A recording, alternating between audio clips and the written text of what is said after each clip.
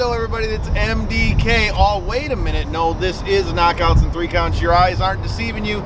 We're not in Detroit anymore right now. Clearly, as you can see, we're in a little different spot. We're out here in Chicago. We've already been quite busy since we got to Chicago. Yeah. I mean, we went and checked out Wrigley. As you can see, we had dope seats. Went and checked out the Cubbies as they got a dub over Pittsburgh Pirates. Then from there, I mean, look, man. Then we took Cory to his first death match. We went and checked out GCW Art of War, where all day. Nick Gage did his thing, and they got the victory. But I mean, that wasn't all that happened at GCW Art of War, man. And I mean, a ton on the night. It was definitely an entertaining match, especially for my first real wrestling match that I've been to outside of the local area of Detroit. It lived up to expectations for sure. Well, let's talk about some of it. You know, the first thing you brought up was Allie Katch. She took on Tony Deppen from Ring of Honor, also part of Violence Unlimited. I mean, great match. We got to kick it with Allie a little bit recently in Vegas with the homie Megaran, as you can see here. Cory, I mean, what were your thoughts on Allie Katch versus Tony Deppen?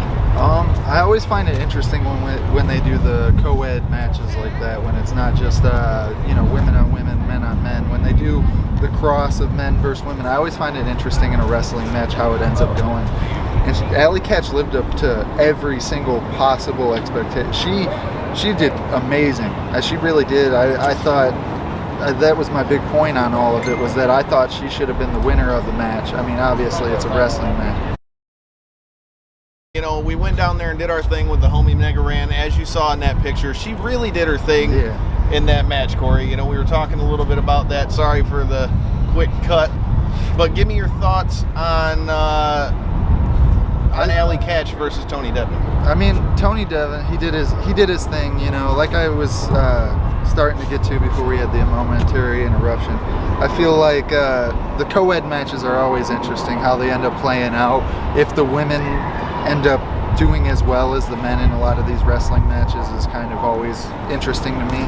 And in this one in particular, I feel like Allie Katch did better, in my opinion. I mean, no offense against Devin. Tony Devin, you said? Deppen, yep. Deppen. No offense against him, but I feel like Allie Katch was the standout performer of that match for sure. I mean, I always enjoy a little bit more the female wrestling. I may have a couple kids at home, if you get what I mean. But with that being said, I feel like she was the standout out of that match for sure. She was high on my list of standouts of the night for sure. Well, it's funny we're talking about Allie Katch because I completely agree with you. I've been a fan of hers for quite a while. We just saw her also at GCW in Detroit on Thursday. But it's ironic that you're a fan of Allie Katch because the shirt you chose when we went to go get shirts is Effie. But Effie and Allie were our homies. They were a tag team and things. Okay. Tell me a little bit about Effie and his performance and what it was about Effie that stood out to you.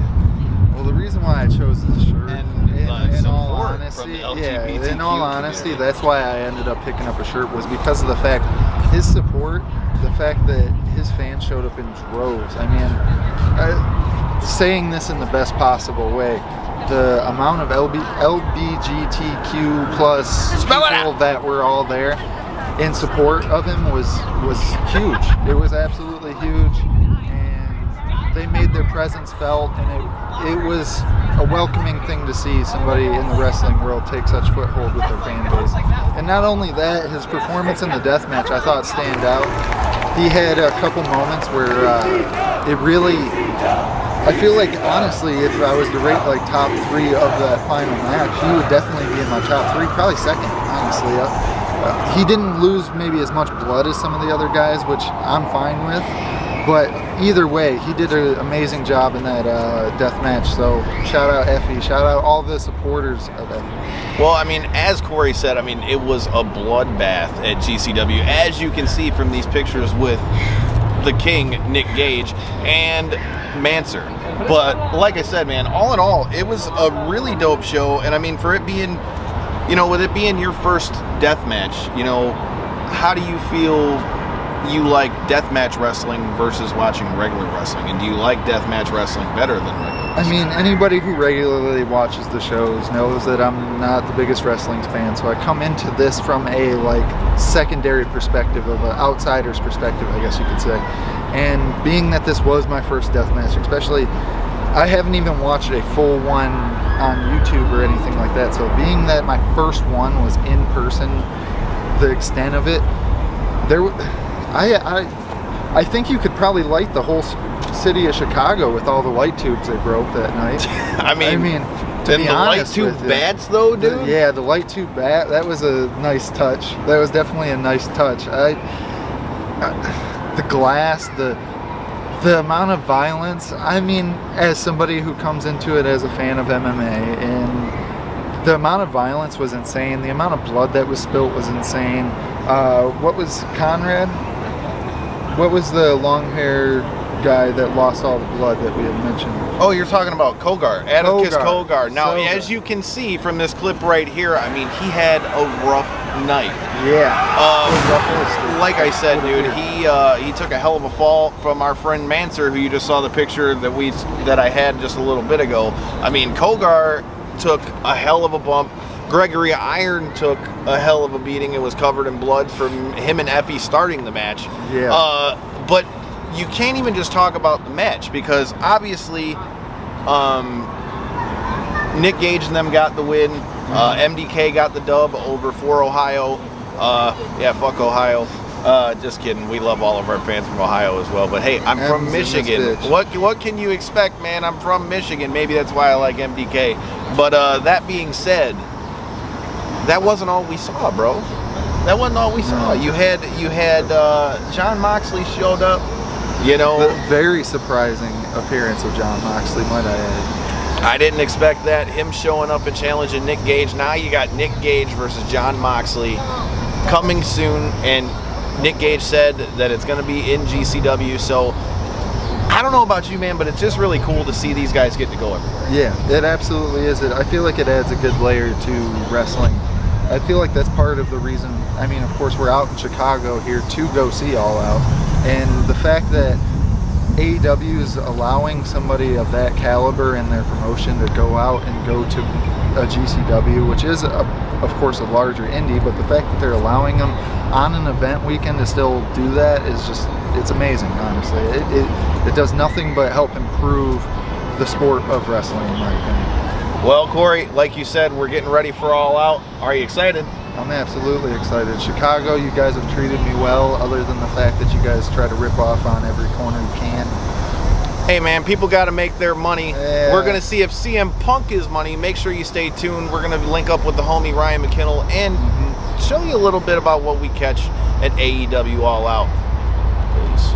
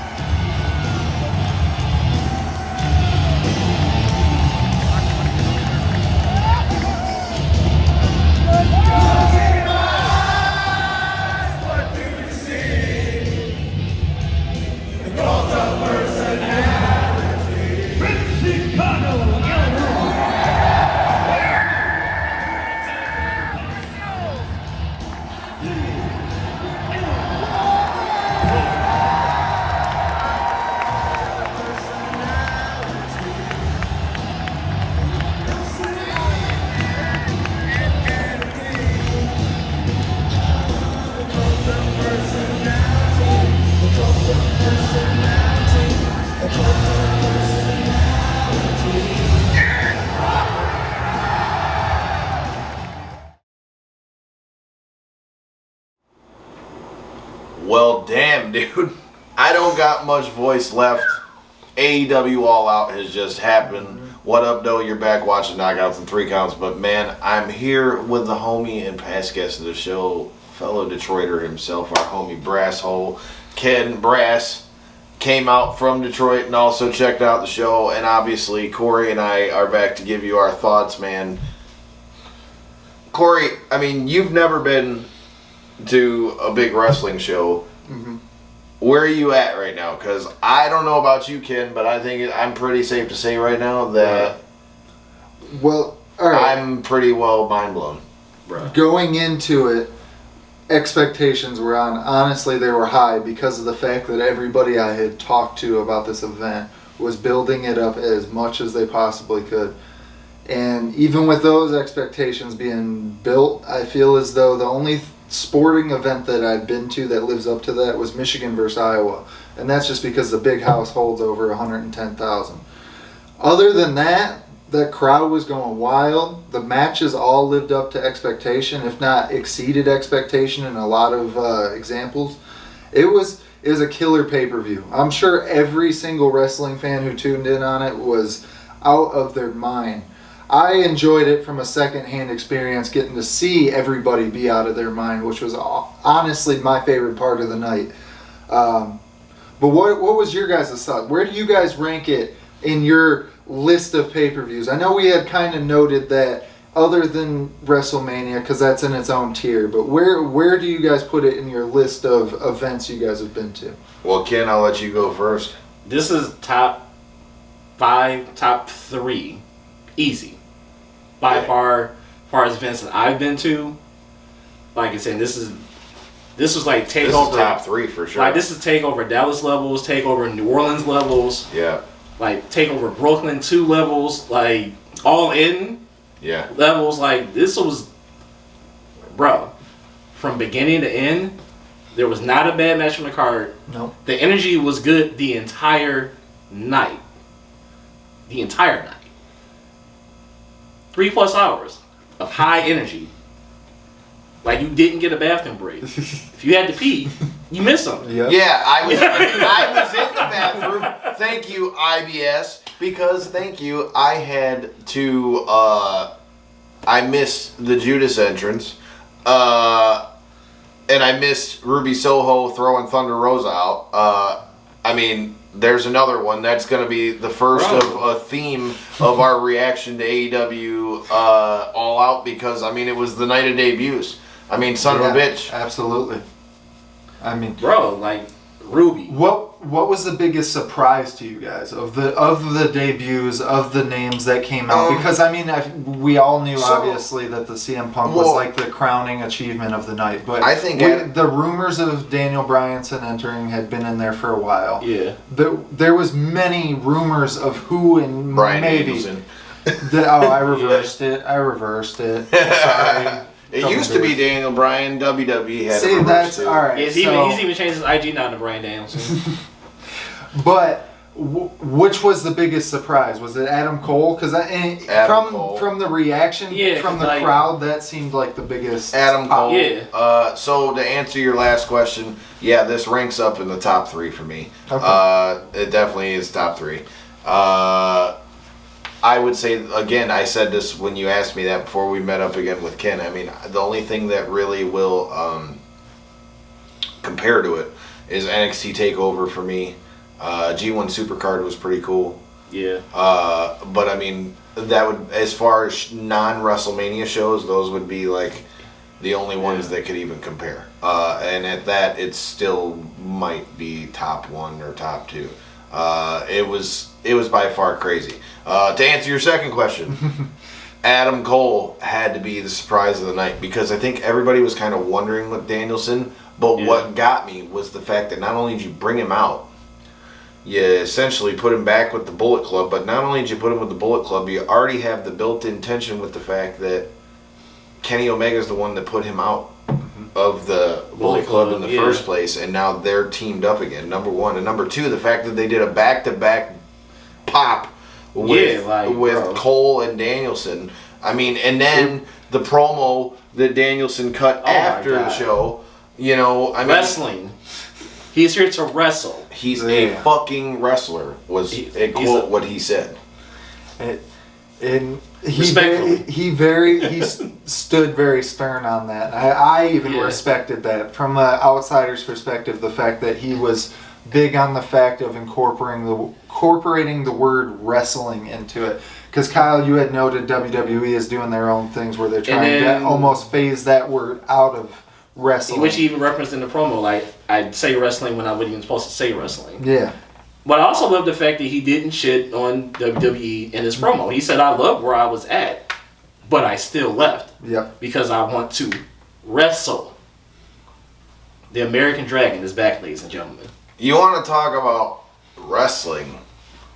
Let's talk about the match that pretty much made it hard for anything to follow it. The steel cage match.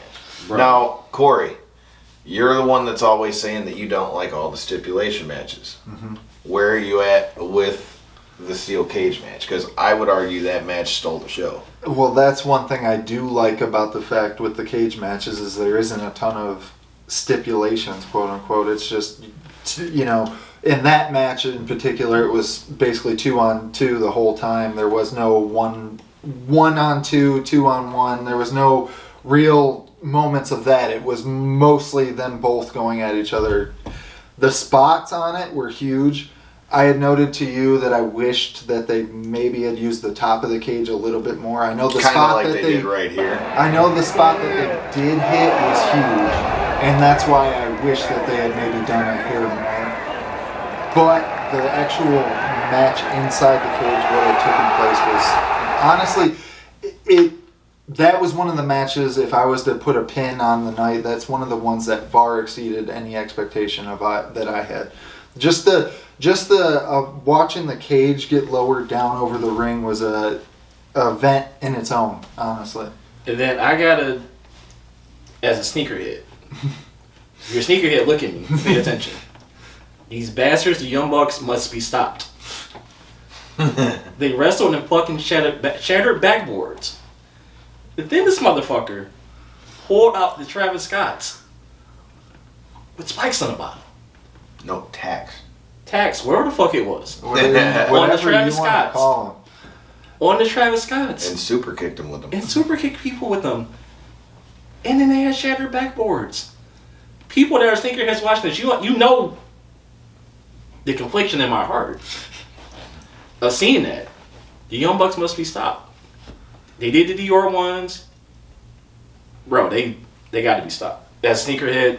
But the match is fucking awesome. As a hat collector, right, I enjoy when people wear them in events where maybe they shouldn't, right? Mm-hmm. So I pose this question to you as a sneakerhead.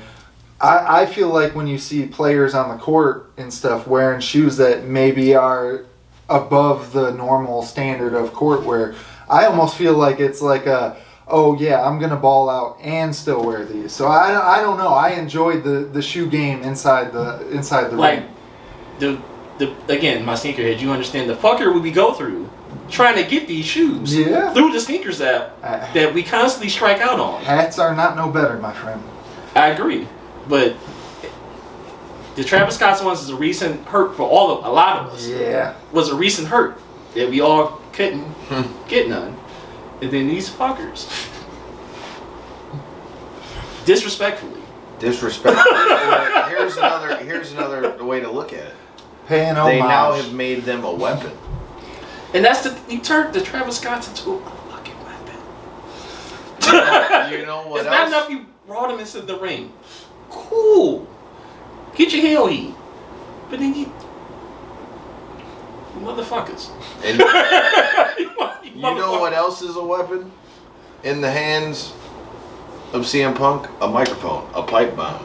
We had the return of CM Punk. Dude.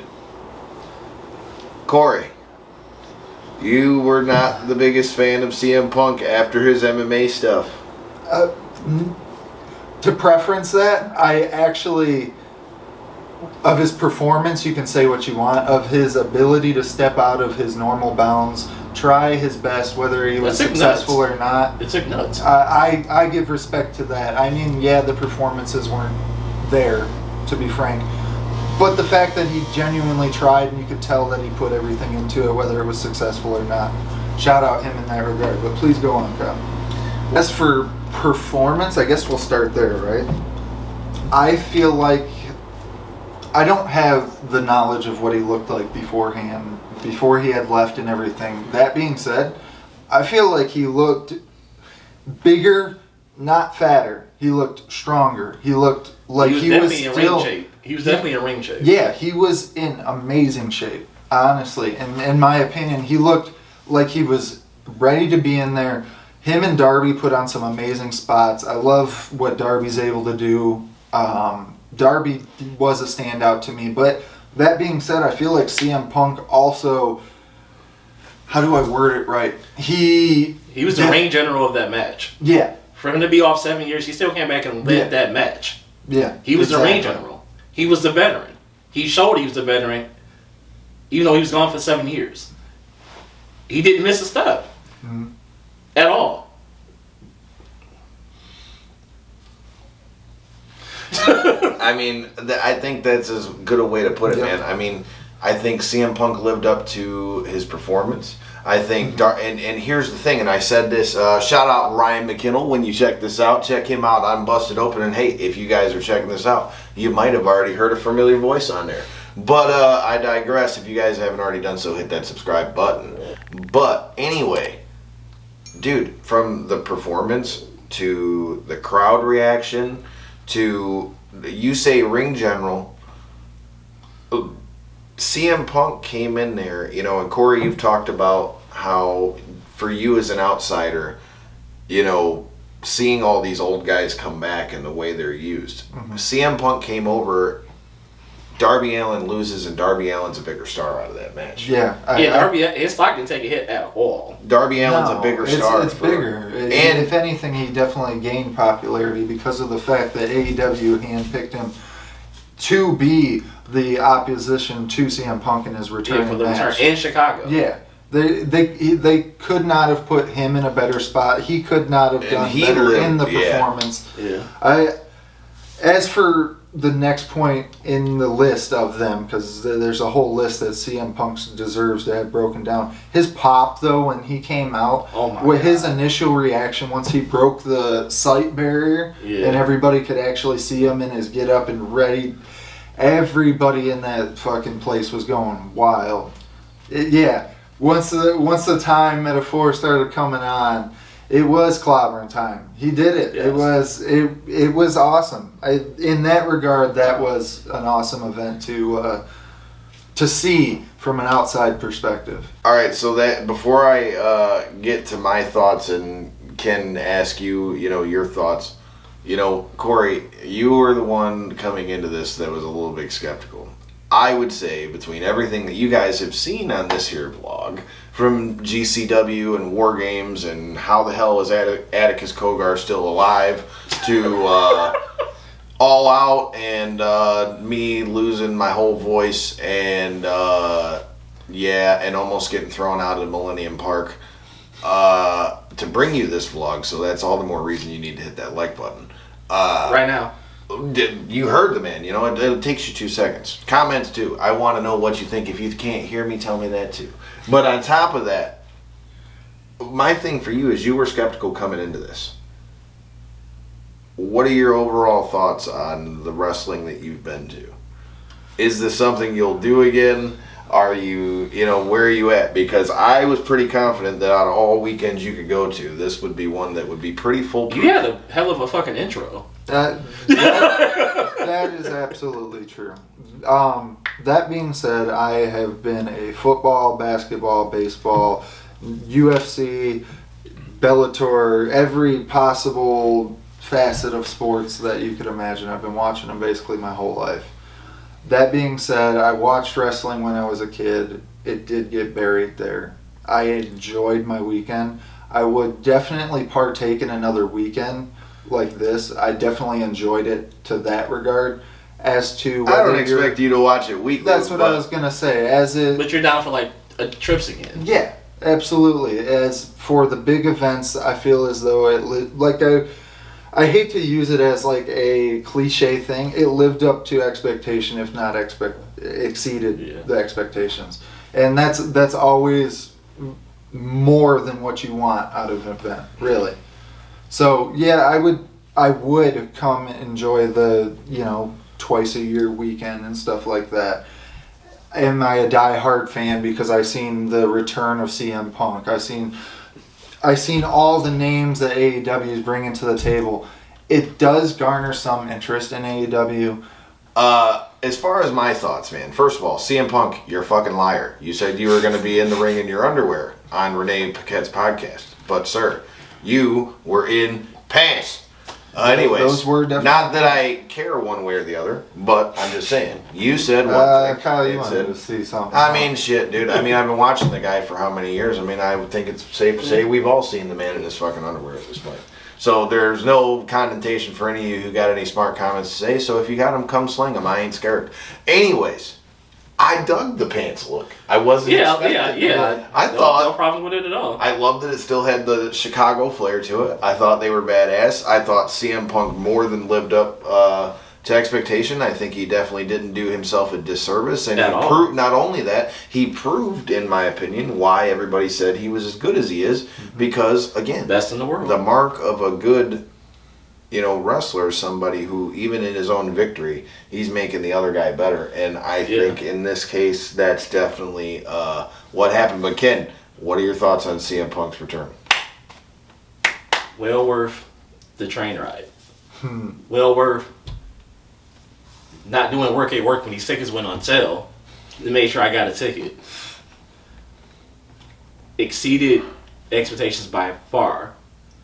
The energy, well worth it. Like, and then the match itself was great. Like, you wouldn't have thought has been off for 7 years watching that match. I agree with that. Like, it's the chef's kiss.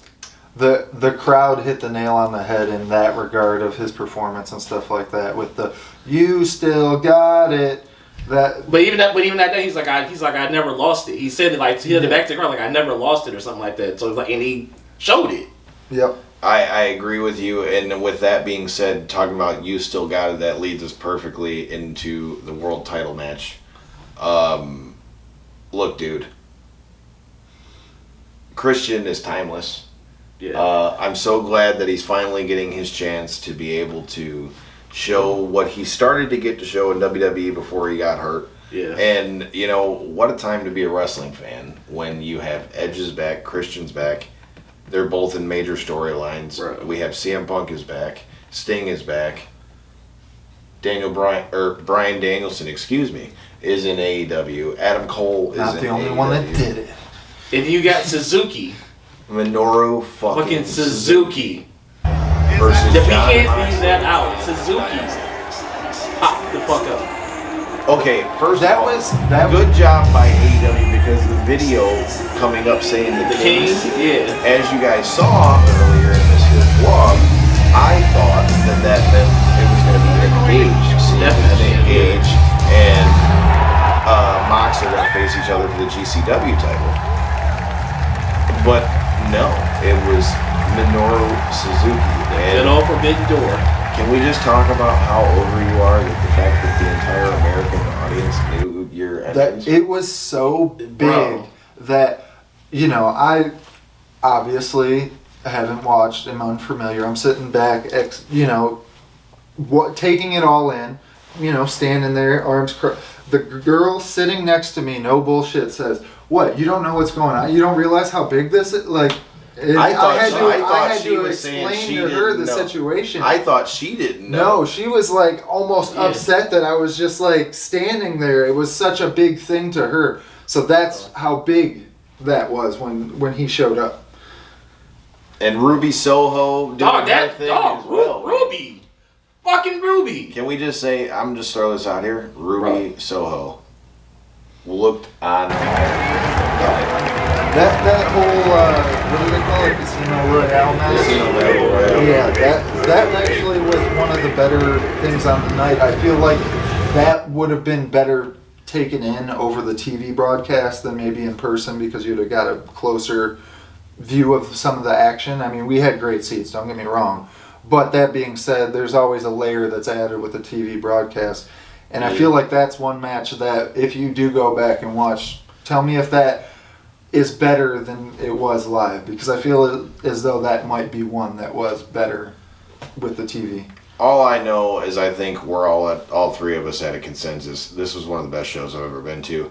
Like I said, I appreciate you guys for sticking to the end of this and checking us out. If you haven't already done so, make sure you hit that subscribe button. We are live Tuesdays at 9 and Thursdays at 9. Look, man, you got Booker T, you got Bruce Pritchard, you got Eric Bischoff, you got Stevie Ray, you've got DDP and UFC and Bellator and Ryzen and BKFC and anything you want, and you never know where we're going to pop up next. I mean, hell, I was at SummerSlam in Vegas 2 weeks ago and getting beat up in Randy Couture's cage, and then here I am a week later, and I'm in Chicago watching CM Punk come back. So make sure you hit that subscribe button so you never miss any of this. And again, I got to go into full detail. We just went into pieces of what we thought of All Out. We've got to talk about this whole trip and everything that's got to do with it. So make sure you check us out live this Tuesday at 9. And like I said, hey man, you might hear a familiar face on Busted Open. So until then, until the next one, MDK all fucking